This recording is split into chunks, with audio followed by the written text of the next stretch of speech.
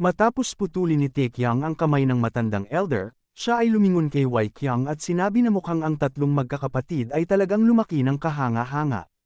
Dagdag pa niya na sila ay higit na kwalipikado upang pangunahan ang hinaharap ng pamilyang Jin ng Taiyuan.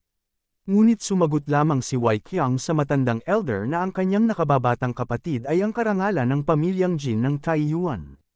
Dahil dito, nagtataka si Taekyang kung bakit bigla nagbigay ng papuri ang head elder sa kanila. Kaya iniisip nito na baka ang pagkawala ng kanyang kamay ay nagdulot sa kanya ng pagkabaliw. Nang marinig ito ng mga tauhan ng Jin family, ay agad na pinag-usapan siya ng mga ito. Sinasabi nila na sila ay duda na gagawin ito ng ikatlong batang master.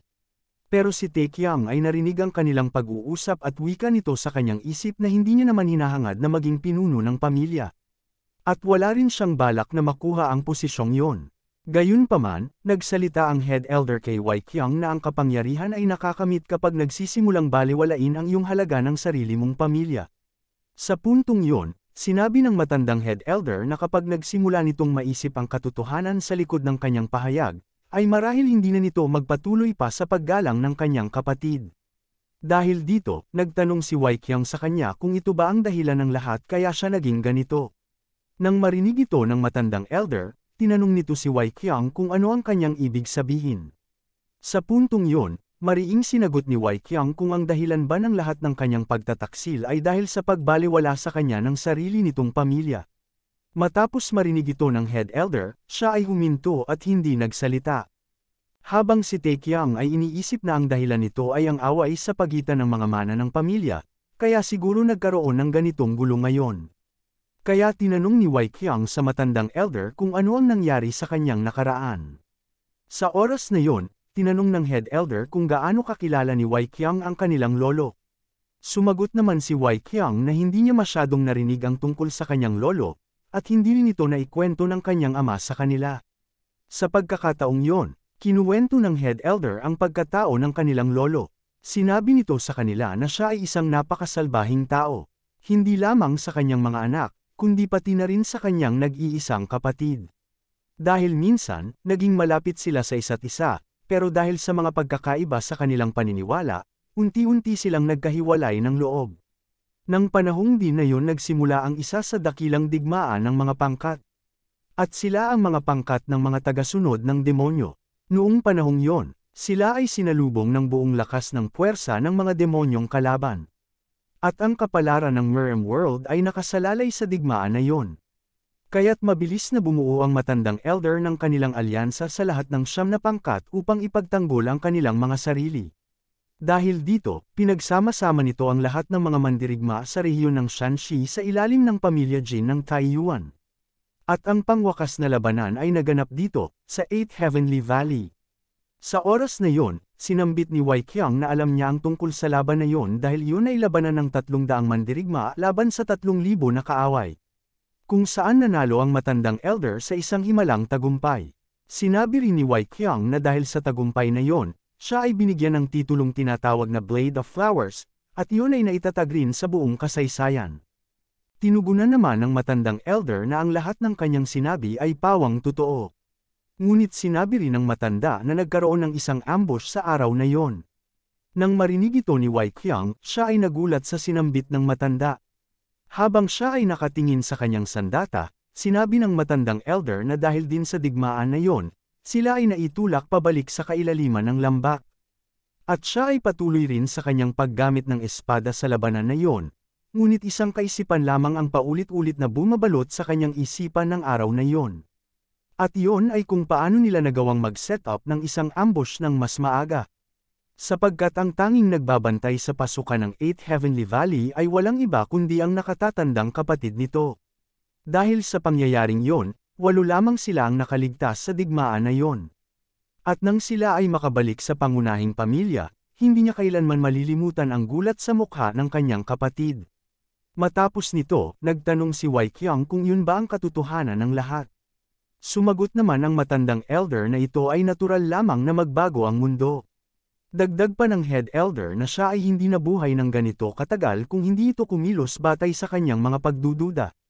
Sinambit din niya na upang mapanatili ang kanilang buhay, nagpasya silang apat na makamit ang kanilang posisyon sa sangay ng mga elder, habang ang iba ay nagpunta sa ibang lugar upang bumuo ng sarili nilang mga sekta bilang paghahanda para sa kanilang paghihiganti. Nang marinig ni Wei Qiang ang sinabi ng matandang elder, napagtanto niya na ang halos 5 liderato ng mga sekta sa probinsya ng Shanxi ay ang mga kaalyado rin ng matandang elder. Dahil dito, mariing sinabi ng matandang elder na sila ay naghintay ng halos ilang dekada upang makamit ito. Habang seryoso ang matanda sa kanyang mga pagsasalita, ay biglang tumugon si Te Qiang na ang lahat ng sinabi ng matandang elder ay isang kalokohan at puro nonsense. Nang marinig ito ni Wei Qiang at ng iba nitong mga kasamahan, sila ay nabigla sa pahayag ni Te Qiang. Dahil dito, nagalit ang head elder sa binitawang salita ni Te Qiang. Nagsalita si Te Qiang na siya ay nakikinig sa mga sinasabi ng head elder, at ipinahayag din niya na kung sino ba naman ang may pakialam kung ginagawa ito ng head elder para sa kanyang paghihiganti o kung anuman. Dahil sa huli, iisa pa rin ang layunin nito. Sa puntong yun, nagbigay si Te Qiang ng middle finger sa matanda habang ito ay kanyang hinihipan. Nagsalita ito sa matanda na nais nitong alisin ang pamilya Jin ng Taiyuan at ang Mount Heng Sword dahil ito ay hadlang sa kanyang mga plano. At pagkatapos nito, ay malamang balak din nito kunin ang buong probinsya ng Shanxi para sa kanyang sarili. Pagkatapos nito, tinanong ni Te Qiang ang matanda kung siya ba ay tama sa kanyang mga ibinanggit. Dahil dito, nagalit ang matandang elder sa kanya at siya ay kanyang sinabihan na isang bastardong bata.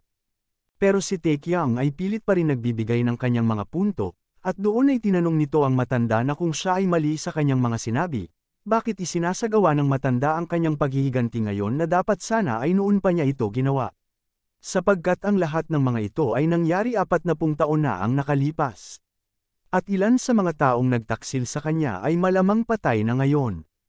At dito sinabi niya sa matandang elder na dapat mayroong hangganan ang mga kalokohan na kanyang sinasabi. Nang marinig ito ng head elder, nagsalita siya kay Te Qiang na siya ay mapang-insultong tao at tinatanong nito kung asan ang kanyang tamang asal. Matapos nito, nagsalita si Te Qiang sa kanya na sa lahat ng gulo na nilikha ng matandang elder, siya ay hindi karapat-dapat na bigyan ng respeto. Habang tinitingnan nito ang mga patay na katawan ng kanyang kasamahan na pinaslang ng head elder. Sa puntong yun, nagsalita ang matandang elder na mukhang wala ng halaga pa sa kanila ang kanyang mga sinasabi. Kaya dali-dali itong nagpwesto ng kanyang pag-atake at mariing sinabi sa kanila na tapusin na nila ang kanilang labanan. Dahil dito, naramdaman ni Wei Qiang ang punot dulo ng lahat kung bakit nagkaganito ang head elder, pero gayunpaman hindi pa rin ito sapat na dahilan upang siya ay maghimagsik sa kanila ng ganito. Ilang sandali pa, sumigaw si Te Qiang sa kanyang mga tauhan na sugurin ang matandang elder, sapagkat wala na itong maibubuga pa dahil siya ay isang sugatang hayop. Sa madaling panahon, kaagad na pinatay ng head elder ang mga natitirang elite warriors ng Jin family, kahit na mayroon lamang ito isang kamay sa pakikipag-away, ay hindi ito naging hadlang upang pabagsakin niya ang mga pinasugod na mandirigma ni Te Qiang. Nang siya ay tangkain na sugurin ng 2 elite warriors, agad napansin ng matandang elder ang kanilang presensya, dahilan na magawa nitong depensahan ang paparating na atake gamit lamang ang kanyang sandata laban sa 2 sandata ng mandirigma. Sa puntong yun, hindi makapaniwala si Te Qiang na nagawang depensahan ng matanda ang pag-ataking yon. Pero sa tingin ni Te Qiang mukhang napapagod na rin ang matandang elder sa kanila, kaya dali-dali nitong sinugod ang matanda upang tusukin ito ng kanyang sibat. Pero nagawang makailag ng bahagya ang matandang elder, dahilan na siya ay masugutan ng kaunti sa kanyang tagiliran. Dahil dito, nagalit ang head elder kay Te Qiang at tinawag itong salbaheng bata, habang ang kanyang espada na may aura ng chi ay nakaabang na sa pag-atake sa kanya. Wika naman ni Te Qiang sa kanyang sarili na siya ay lagot na sapagkat galit na ang matanda sa kanya. Nang subukan atakihin ng head elder si Te Qiang, ay mula sa wala, mayroong nag-atake sa matandang elder sa kanyang likuran, dahilan na siya ay masugatan ng labis. Dahil dito, ang matandang elder ay lumayo ng bahagya sa kanyang pwesto, dahil sa tinamong sugat nito sa ginawang atake ni Wei Qiang sa kanya. Nagsalita ang head elder na muntikan na niya makalimutan na buhay pa pala si Wei Qiang. Sinambit din niya na mukhang ang pag-atake ng patalikod o traidor na atake ay nagawa nitong makuha sa kanyang lolo. Sinagot naman siya ni Wei Qiang na siya ay isang tanga kung sasanayin nito na maging isang maginoo habang nasa bingit ng panganib ang buhay ng kanyang pamilya. Dahil dito, Tinawag siya ng matandang elder na siya ay isang kahihiyan sa pagiging mandirigma. Pero siya ay sinagot ni Wei Qiang na siya ay naging mas mababang pinuno ng pamilya bago pa man maging isang mandirigma. Tinawanan naman siya ng matandang elder nang banggitin ni Wei Qiang ang kanyang pagiging pinuno ng mababang pamilya. Ngunit sinabi ni Wei Qiang sa kanya na ang nagwagi sa laban na ito ay napagpasyahan na. Kaya't wika rin niya na wala nang saysay ang pagpapatuloy ng laban na ito. At siya ay nakikiusap sa matandang elder na sumuko na, habang ang matandang elder ay nagsimula ng manghina at nahihirapan ng tumayo pa. Tumugon ang matandang elder na tama ang sinabi ni Wei Qiang na maaaring wala nang saysay ang laban na ito. Pero napakalayo na para siya ay tumigil ngayon. Sa oras na yon, nagsimulang maglabas ang matandang elder ng mga nakakatakot na itim na aura sa kanyang paligid. Nang mapansin ito ni Tae Qiang, siya ay nabahala dito, sapagkat ito rin ang masamang tindig ng aura na kanyang naramdaman noong siya ay nakipaglaban kay Jo Pil. Kung saan ay sinusunog nito ang natitirang lakas ng kanyang buhay upang makapaglabas ng isang makapangyarihang atake. Napansin rin ni Tae Qiang na ang matandang elder ay nagawa rin gamitin ang kanyang chi sa loob ng kanyang espada upang palakasin din ito ng sabay. Nang sandaling yon, naramdaman ni Wei Qiang na ang planong atakihin ng head elder ay si Tae Qiang. Dahil dito, sinubukan niyang pigilan ng matandang elder sa pagsugod kay Tae Qiang, ngunit sa sobrang bilis ng matanda ay hindi na nagawa pa ni Wei Qiang na pigilan ito sa kanyang pag-atake sa kanyang nakababatang kapatid.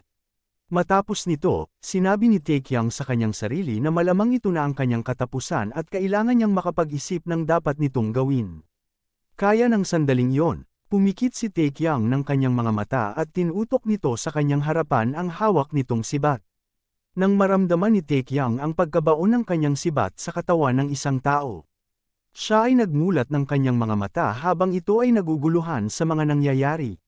Dito ay nasaksihan niya na ang head elder ay hindi naging matagumpay sa kanyang pag-atake, sapagkat ang pinuno ng Mount Heng Sword na si Lee Chonbek ay gumitna sa kanila upang pigilan ang head elder. Sa oras na yun, hawak ni Lee Chonbek ang kanyang ibinaon na sandata sa katawan ng matandang elder. Habang ang kanyang kamay ay nababahira ng dugo mula sa matalim nitong espada. Nakangising sinambit ni Chonbek sa kanya na dapat sana pinatay na siya ng matanda noong siya ay nagkaroon kanina ng pagkakataon. Dahil dito, humalakhak ng malakas ang pinuno ng Mount Heng Sword sa kanyang harapan. Ilang sandali matapos bunutin ni Tae Qiang ang kanyang sibat sa likuran ni Chonbek, siya ay tuluyan na nawala ng buhay. Naglabas ang sistema na ang level 75 na si Lee Chonbek ay kanyang napatay, dito ay nakakuha si Tae Qiang ng pag-level up. Bilang side effect ng kanyang pag-level up, ang katawan ni Tae Qiang ay tuluyan nakakuha ng full recovery. Sa puntong yun, nakaramdam si Tae Qiang ng pagkagan ng kanyang katawan at dito ay nagsisimulang bumalik ang kanyang lakas na tinataglay. Ang kanyang chi ay unti-unti rin na bumabalik at lumalakas ang enerhiyang taglay nito. Matapos nito, ang matandang elder ay pilit na tumatayo kahit ito ay hirap sa kanyang balanse. Nang bigla, naglabas uli si Tae Qiang ng kanyang chi upang isagawa ang panghuling one-strike hit na pag-atake sa matandang elder. Nang oras na yon, napansin ng matandang elder ang paparating na atake ni Tae Qiang kung saan muli itong inatake ng one-strike hit ang matanda. Pagkatapos magsagawa ng muling pag-atake si Tae Qiang, siya ay napagod at punong-puno ng pawis. Wika pa ni Tae Qiang sa kanyang sarili na hindi ito makapaniwala na siya ay nakaligtas dahil sa pinuno ng Mount Heng. Kaya sinabi nito na mabuti na lang na iniligtas nito ang pinuno ng Mount Heng kanina, kahit ito ay aksidente lamang na pagligtas sa kanya. Ilang sandali, lumapit si Tae Qiang sa harapan ng matandang elder, habang ito ay nakasandal sa pader at hirap na hirap sa kanyang sitwasyon. Dito sinabi ni Tae Qiang sa matandang elder na dapat sana siya ay namuhay ng matuwid upang hindi siya humantong sa ganito. Tumugon naman sa kanya ang head elder na siya ay malupit na bastardo, sapagkat wala pa rin siyang respeto sa isang namamatay na nakatatanda. Pabalang na sinagot naman siya ni Tae Qiang na kung bakit naman ito ipapakita ang kanyang respeto, sapagkat ang isang nakatatanda na tulad niya ay halos pumatay sa kanya ilang segundo pa lamang nakalipas. Umuubo na sumagot sa kanya ang matanda na napakatoles ng kanyang mga sinambit sa kanya. Dito ay pumasok si Wei Qiang sa eksena at sinabi nito sa matanda na mukhang siya ay pagod na. Sinambit naman sa kanya ng matanda na sa katunayan siya ay mas komportable dito, at sa katotohanan na hindi pa siya nagkaroon ng wastong pahinga mula sa insidente ng dakilang digmaan ng mga pangkat noon. Sa realidad, sinabi nito na siya ay pagod na bago pa man ang mga pangyayaring iyon. Sa kalagitnaan ng pag-uusap ng matanda at ni Wai Qiang, pumasok sa eksena si Taekyang at sinabi sa matanda kung bakit ba patuloy pa rin siya nagsasalita ng kalokohan matapos ang lahat ng ito. Kaagad naman na pinagsabihan ni Wai Qiang ang kanyang kapatid na siya ay tumahimik. Tumawa naman ang matanda at sinabi nito na tama ang naunang sabi ni Taekyang na ang lahat ng ito ay walang iba kundi mga walang kabuluhang sinasabi ng isang matandang tanga. Pero si Taekyang naman ay tila makulit pa din, siya ay nandiri sa matanda at sinabi nito sa kanya na mukhang malapit na ito sa kanyang kamatayan. Dahil dito, pinagalitan niya si Taekyang at sinabihan na ito'y tama na. Sumagot naman si Taekyang sa kanya na wala naman itong mali sa kanyang mga sinasabi. Pero si Wai Qiang ay tila naiinis na sa asal ng kanyang kapatid at siya ay kanyang gusto ng batukan sa ulo. Habang ang matandang elder ay tumatawa na nakamasid sa ginagawa ng magkakapatid.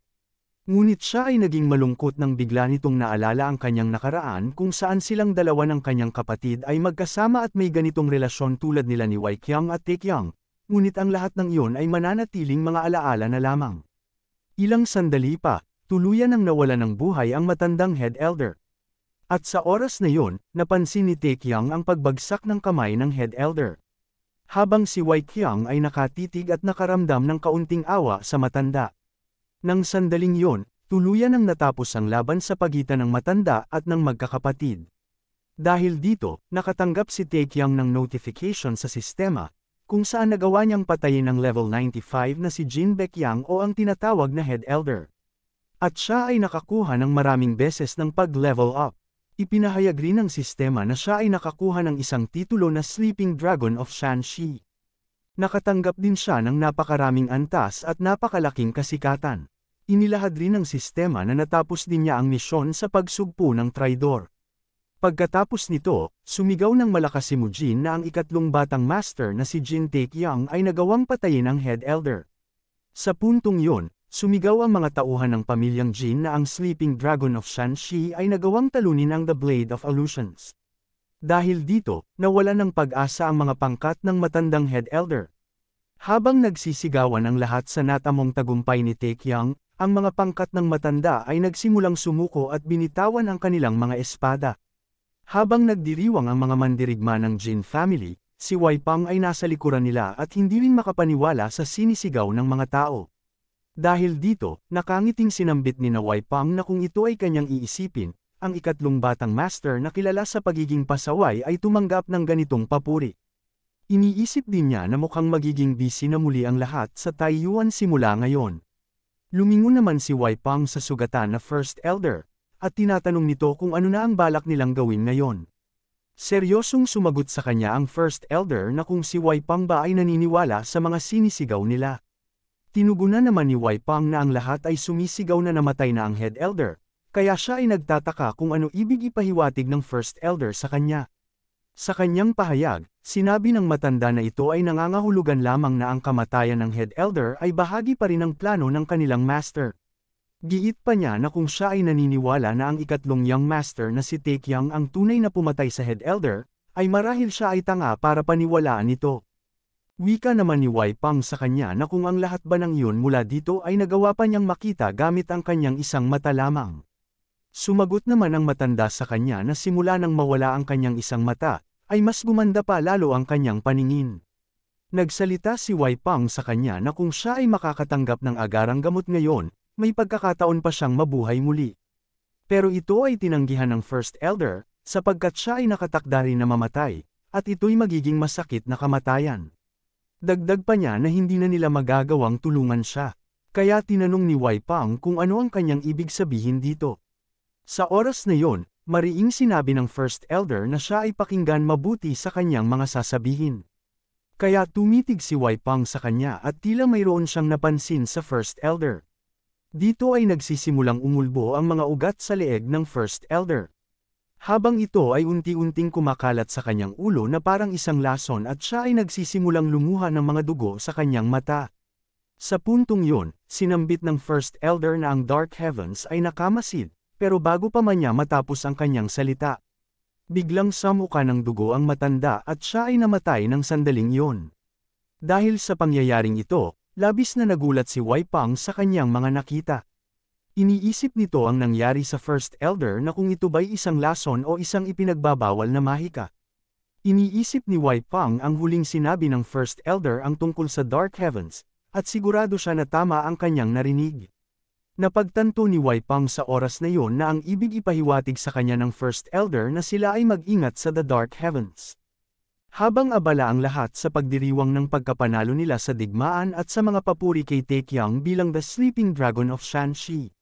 Sa taas ng kabundukan ay mayroong nagaganap na hindi inaasahang pangyayari, kung saan mayroon isang lalaki na nakaluhod habang ang kanyang mga dugo ay pumapatak sa lupa. Dito makikita ang sugatan na pinuno ng Demon Bao Sect, kung saan siya ay mayroong kausap at tinawag niya itong bastardo. At ang lalaki na kanyang kausap sa oras na iyon ay ang The Dark Heavens o ang misteryosong itim na lalaki. Habang ang kanyang kamay ay umaapaw ang napakalakas na pulang enerhiya, siya ay nagsalita sa kanya na hanggang dito na lang sila niyang mapapakinabangan. Sumagot naman ang pinuno ng Demon Bao Sect kung paano niya nagawa ito sa kanila. Sa kanyang tugon, tinawag nito ang pangalan ng leader na si Jin Chang. At ito ay kanyang ipinahayag sa kanya na ang 40 taon na ang nakalipas, nang sila ay nasa bingit ng kamatayan dahil sa demonic cult na kanilang kaaway nang sila ay kanyang isinalba. Sinambit nito sa kanila na hindi lamang sila iniligtas niya, kundi binigyan din niya ng pagkakataon ang mga ito na makapaghiganti. Kaya sa puntong yon, tinuro ng misteryosong itim na lalaki ang mga nagdiriwang na pangkat ng Jin family. Habang sinasabi nito sa kanya na tingnan nito ang resulta na kanilang ibinigay sa kanya. Sumagot naman ang lalaki sa kanya na ngunit iyon ay dahil naglagay sila ng mga parasitikong lason sa kanilang mga utak, upang pilitin lamang sila na gawin ang kanilang gusto. Sa kanyang tanong, sinambit nito na hindi ba't balak ninyong gamitin kami para sakupin ang lalawigan ng Shanxi. Sa kanyang tugon sinabi niya na ito ang nauna nilang balak na gawin sa kanila.